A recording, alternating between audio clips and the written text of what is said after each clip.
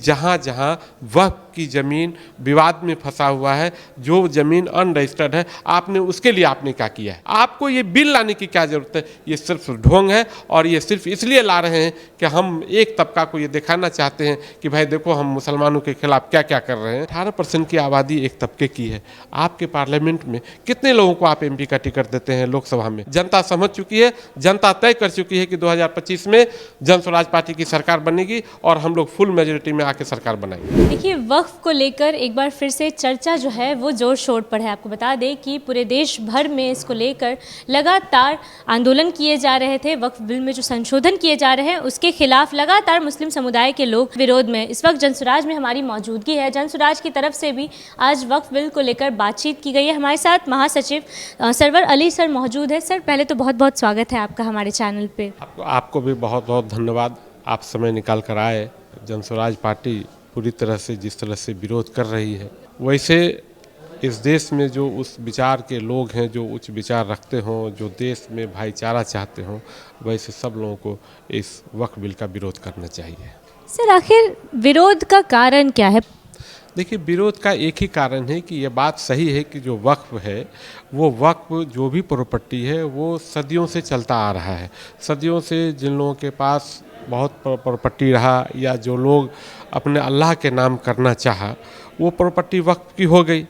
और वक्फ की प्रॉपर्टी मुसलमानों का अपना अधिकार है उस पर, ठीक है। मुसलमान की वो, आप ये समझिए, वक्फ की प्रॉपर्टी मुसलमानों की प्रॉपर्टी होती है। मुसलमान उस पर कब्रिस्तान बनाते हैं, मस्जिद का निर्माण करते हैं, नमाज पढ़ते हैं और मदरसा बनाते हैं। उसमें जो भी होता है वो धार्मिक, मुसलमानों की धार्मिक चीज़ें बनाई जाती है और उससे जो इनकम होता है उसका मेंटेनेंस किया जाता है। तो मुझे ऐसा लगता है कि इसमें भाजपा सरकार को या भाजपा सरकार से समर्थित जो लोग हैं, इसमें इंटरफेयर नहीं करना चाहिए।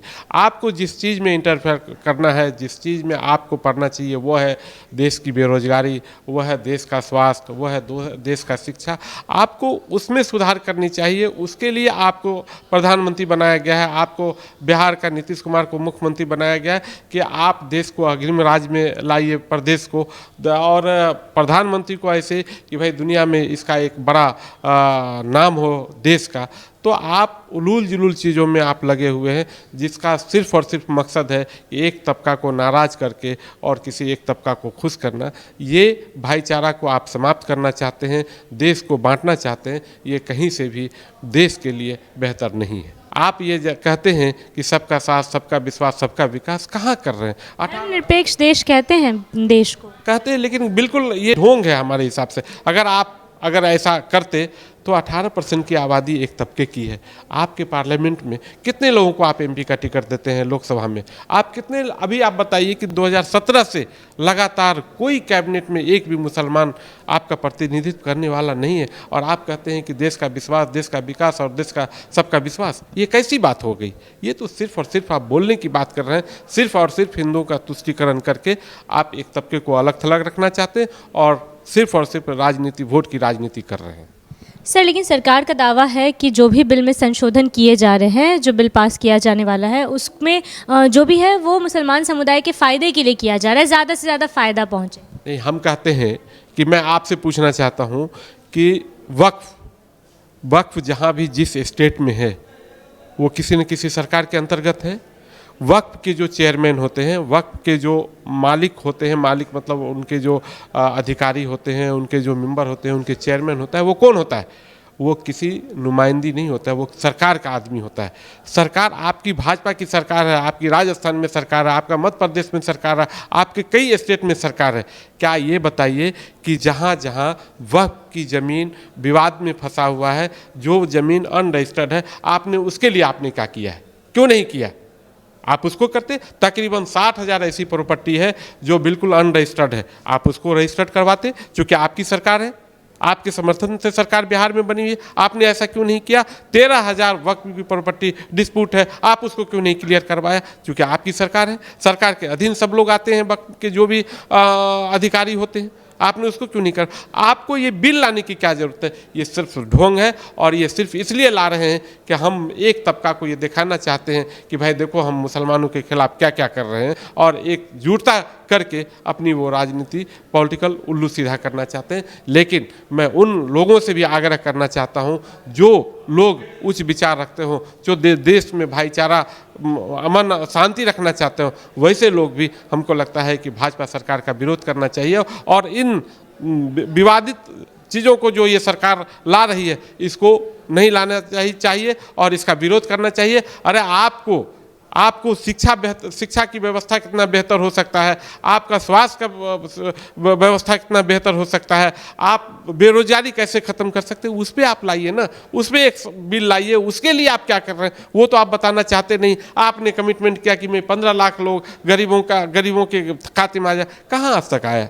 सिर्फ आप झूठा वादा कर रहे हो और विवादित जो चीज़ें हैं, जो एक आपस में अमन शांति बना हुआ है, जो विचार बना हुआ है, होली मुसलमान खेलते हैं, ईद बकरीद हिंदू मनाते हैं, आप वैसे चीज़ों को अलग थलग करके लोगों को एक दूसरे से लड़ा के आप विचार जो नफरत की राजनीति करके आप अपना वोट उल्लू सीधा करना चाहते हैं, ये बिल्कुल गलत है और देश इसमें कभी भी तरक्की के रास्ते पे नहीं जा सकता है। सर, आपने कहा कि नफरत की राजनीति कर रही है भारतीय जनता पार्टी, तो कहीं ना कहीं वो अपना एक वोट बैंक तो खो रही है, ऐसे खो रही है। बिल्कुल, आप एक बात समझिए ना, कहाँ आप 303 थे, आज 240 पे आ गए ना।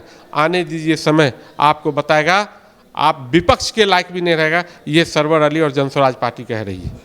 सर, जनसुराज का इस तरीके से पूरी तरीके से कहा जाए तो खुले में इस तरीके से समर्थन करना कहीं ना कहीं ये आरोप लगाता है कि आप लोग भी वोट बैंक के लिए तो नहीं कर रहे। नहीं, मैं कोई वोट बैंक की राजनीति, देखिए हमारे आदरणीय प्रशांत किशोर जी जिस विचार को लेकर चल रहे हैं, जो वो सोच रहे हैं, आप देखिए ना, पिछले 30-35 सालों में बिहार का क्या डेवलपमेंट। 2005 में जो क्राइम का जो रेट था वो आज भी है, 2024 तक आज भी वही रेट है, बल्कि बढ़ा है, घटा नहीं है। भाई, हमारे आदरणीय प्रशांत किशोर जी, जनस्वराज पार्टी चाहती है कि देश के पलायन को, बिहार के पलायन को कैसे रोका जाए, शिक्षा व्यवस्था कितना बेहतर हो सके, स्वास्थ्य व्यवस्था कितना बेहतर हो सकते, प्रदेश को हम देश के अग्रिम राज्य में कैसे लाना, ये जनस्वराज पार्टी और आदरणीय प्रशांत किशोर जी की सोच है। कोई वोट भाट की राजनीति नहीं। जनस्वराज पार्टी के सूत्रधार आदरणीय प्रशांत किशोर जी और जनस्वराज पार्टी के लोग सोचते हैं कि इन सब चीज़ों पे विवाद में नहीं पड़ के हमको पलायन को कैसे रोका जा सकता है। मैंने पीछे भी कहा कि स्वास्थ्य को कैसे बेहतर किया जा सकता है, शिक्षा को कैसे बेहतर किया जा सकता है, अग्रिम प्रदेश को अग्रिम राज्य में कैसे लाया जा सकता है, उस पर जनस्वराज सोचती है। वोट भाट तो अभी समय है, 2025 के नवंबर में होना है, लेकिन जो सही चीज़ें हैं वो आदरणीय प्रशांत किशोर और जनस्वराज पार्टी चाहती है। सर, आपने पलायन की बात की तो एक आखिरी सवाल रहेगा मेरा। पलायन को लेकर अभी कन्हैया कुमार, कांग्रेस के कन्हैया कुमार यात्रा निकाले हुए हैं, पलायन रोको बिहार को नौकरी दो यात्रा, कैसे देखते हैं इस यात्रा को आप हमसे पूछ रही हैं। ये जो आप यात्रा कर रहे हैं वो तो जनस्वराज पार्टी का नकल करके कर रहे हैं। आदरणीय प्रशांत किशोर जी पैदल यात्रा कर रहे हैं, वो गाड़ी से यात्रा कर रहे हैं। उनका यात्रा नहीं है, उनका तो एक तरह से आप ये समझ लीजिए कि घूम रहे हैं, देख के कर रहे हैं, देखा देखी, वो तो सिर्फ कॉपी। और मैं आपको बता रहा हूँ और भी लोग करने वाले, सब आदरणीय प्रशांत किशोर जी और जनस्वराज पार्टी का कॉपी कर रहा है। अरे आपको भाई 40 साल 50 साल से आप देश में थे, पहले आपने यात्रा क्यों नहीं किया? आप सब जनस्वराज पार्टी के आदरणीय प्रशांत किशोर जी करेंगे और उसका नकल करेंगे, कीजिए, उससे नकल से कोई फर्क नहीं पड़ने वाला है। जनता समझ चुकी है, जनता तय कर चुकी है कि 2025 में जनस्वराज पार्टी की सरकार बनेगी और हम लोग फुल मेजोरिटी में आके सरकार बनाएंगे। जी, बहुत बहुत धन्यवाद सर हमसे बातचीत करने के लिए। हमारे साथ जनसुराज के महासचिव सरवर अली सर मौजूद थे, जिन्होंने वक्फ बिल को लेकर जिसका प्रदर्शन देश भर में हो रहा है, जिसके विरोध में लोग प्रदर्शन कर रहे हैं, जनसुराज भी अब विरोध में उतर आई है। आपको बता दें कि हमारे साथ सर मौजूद थे, उन्होंने हमसे वक्फ बिल को लेकर बातचीत की है। आप उनकी बातों से कितना सहमत है, अपनी राय हमें कमेंट सेक्शन में ज़रूर दें। अभी के लिए इतना ही नहीं, तमाम खबरों के लिए बने रहिए हमारे साथ, देखते रहिए बिहार तेज़ खबर। धन्यवाद।